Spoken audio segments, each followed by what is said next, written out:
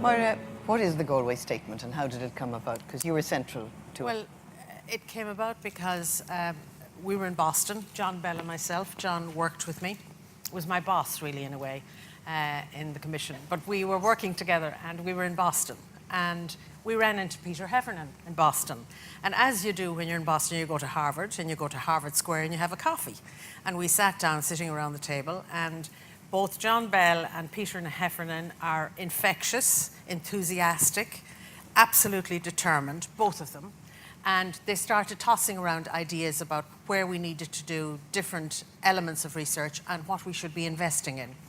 And because we were in the United States, they felt that it was important to see if we could harness, particularly from Peter's point of view, what was happening in the oceans, or in fact what we didn't know what was happening. Like David Attenborough said, we knew more about what was happening on the moon or on Mars than we did about what was happening deeply in the ocean. And at that time, the European Union was spending, I suppose, around about $2 billion in the whole area of ocean research, marine and maritime research, sort of isolated in a way from what was happening in the Canadian government and the United States government.